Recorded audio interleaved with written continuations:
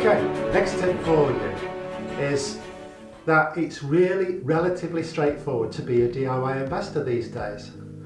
Back in 2003 it was really difficult to be a DIY investor because you had all these insurance companies and pension companies and asset managers around the country that would take an age to get back to. If you asked for a quotation from an insurance company, they'd say, well, you can have a quotation, it'll take you 3 months, you might get something.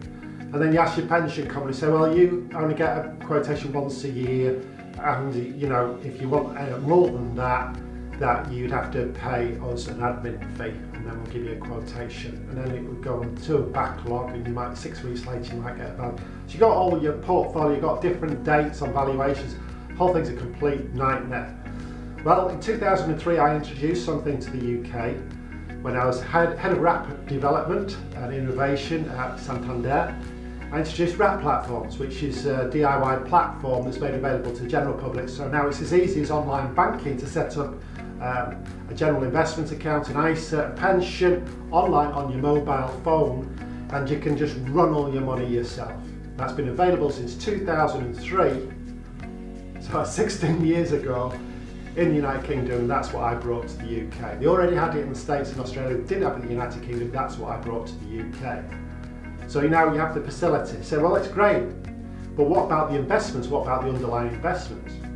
Well, in 2005, I did something new again, and that is I introduced retail multi-asset funds into the world. I worked with a company called Goldman Sachs, and we took what the rich and famous were getting and democratised it and made it available to the general public. And that is a multi-asset fund. That's just, you buy the fund and you get all the asset allocation and all the different things all done for you. So that's now available. You could get a retail multi-asset fund on your platform, bang, you've done it. And then what happened is that, well, the charges are quite a lot on this actively managed funds. I mean, the fact is 99% of active managers don't outperform the market after fees.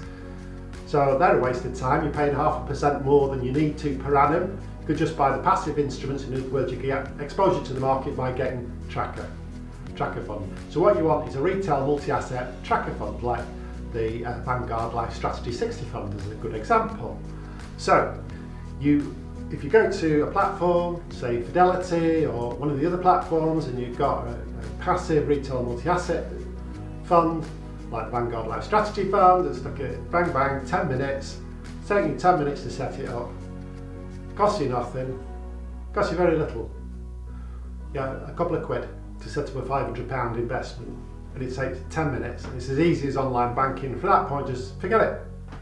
Just remember, it kind of comes to March, or comes, you know, each tax year in April, you kind of do your ISA again, 20 grand per person. So if you're a couple, it's 20 grand each. You could move from your savings to your investments, or your taxed investments to your untaxed investments, and just save yourself on a tax bill. Just remember to do that once a year, but you don't need to check the portfolios. It goes up and down, just follows the markets.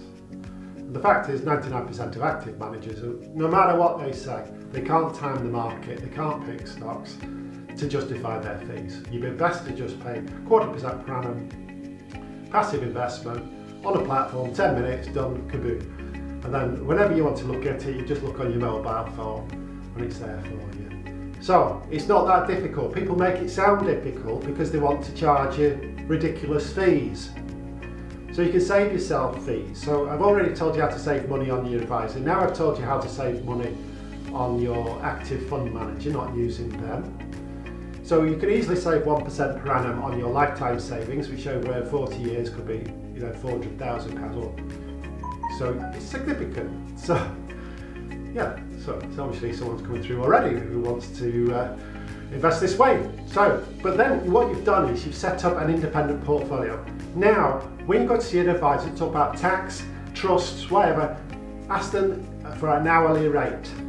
An hourly rate. Because what that will do, an hourly rate, is it will mean that they are acting in your best interest.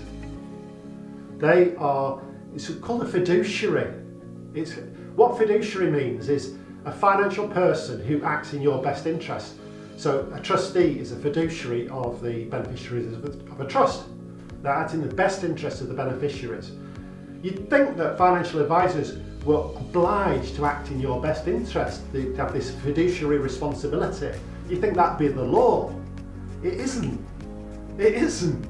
It's not in the UK, it's not even in the States. This fiduciary responsibility just doesn't exist. Now some, very, very few, maybe even as much as 1% of the advisor population do sign up to a fiduciary practice. They do say we're going to act on your best interest. The others, the other 99%, they don't sign up to that. So they could act in their own best interest and be still compliant with the law. So by setting up your own arrangement, I've shown you how. It takes 10 minutes.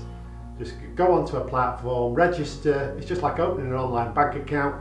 But then when you see an advisor and ask them to act on an hourly basis for you to help you with a particular trust problem or tax problem, then you know that they're acting as a fiduciary, you know they're acting in your best interest and not in their own. Does that make sense? So if you do that with your advisor relationships and you grow your own independent portfolio, I'm sure you would agree that the outcome is a lot better for you.